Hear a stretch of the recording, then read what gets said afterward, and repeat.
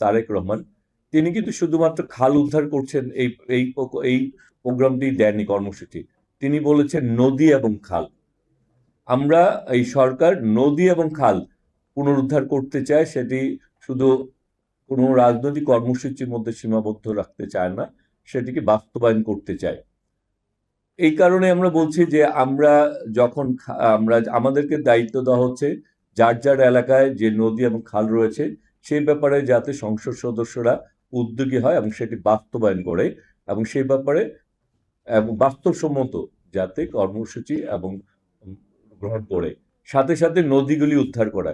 তার উদ্দেশ্য কিন্তু একটাই, আমরা যদি আমাদের দেশের অভ্যন্তরে আমাদের নদী খালগুলিকে আমরা যদি পুনরুদ্ধার করতে পারি, তাদের যদি পানি প্রবাহ আমরা সচল করতে পারি, তাহলে আমরা আমাদের দেশের ভিতরে আমাদের যে কাজটি করা দরকার সেটি করলাম, এবং সেই কাজটি যদি করতে পারি, এবং তখনই আন্তর্জাতিকভাবে আমরা যে পানিটিকে পাওয়ার প্রাপ্য পানিটুকু পাবো সেটিকে সংরক্ষণ করে ধরে রাখার ব্যবস্থাটা কিন্তু আমাদের আগে করতে হবে।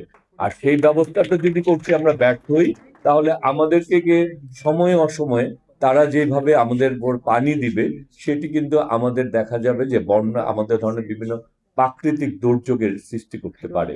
সেই কারণে আমাদের সরকার প্রথমে আমরা আমাদের দেশের অভ্যন্তরে যে নদী খালগুলি রয়েছে সেগুলি পুনরুদ্ধার করে পানি ব্যবহারটাকে আমাদেরকে বাস্তবায়ন করতে চায়।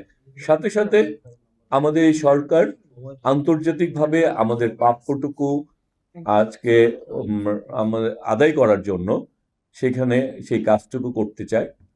আসলে আমাদের কিছু কিছু বিষয়ে যে কথাটি অনেক উঠে এসেছে যে জাতীয় স্বার্থে আমাদের ঐক্যবদ্ধ থাকা উচিত, সেখানে দলমত নির্বিশেষে আমরা আমাদের জাতিকে বাঁচানোর জন্য আমাদের ভবিষ্যৎ প্রজন্মের বাংলাদেশ যে অনেক রক্তের বিনিময়ে অর্জিত আমাদের এই বাংলাদেশ, আমাদের এই ভূখণ্ড, আমাদের এই লাল সবুজের পতাকা, সেটিকে যদি আমরা অক্ষুণ্ণ রাখতে চাই তাহলে আমাদের জাতীয় স্বার্থেই আমাদেরকে ঐক্যবদ্ধ থাকা উচিত। সেখানে আমরা কে কোনভাবে কোন ক্ষতিগ্রস্ত হলো সেটা না, দেশ হিসাবে আমরা উপকৃত হচ্ছে কিনা, দেশের স্বার্থ রক্ষা হচ্ছে কিনা, সে যাতে আমরা ঐক্যবদ্ধ থাকতে পারি, সেরকম একটি আমাদের মানসিকতা, এবং আমরা যদি জাতি হিসাবে আমরা ওই জায়গায় যেতে পারি তাহলে আমরা মনে হয় আমাদের স্বপ্নের বাংলাদেশটি আমরা বাস্তবায়ন করতে পারবো।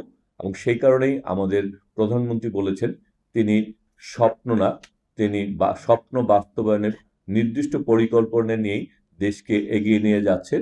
এবং সেখানে আপনারা যারা রয়েছেন, যারা কোনো রাজনৈতিক পরিচয়ের বাইরে, যে শুধুমাত্র দেশাত্মবোধের থেকে, শুধুমাত্র এই দেশকে বাঁচানোর জন্য, এই দেশের মানুষকে, প্রকৃতি, পরিবেশ, জলবায়ুকে বাঁচানোর জন্য আপনারা, আমার মনে হয় যে আপনারা এক একজন এক মুক্তিযোদ্ধা, আপনারা এক দেশপ্রেমিক যোদ্ধা।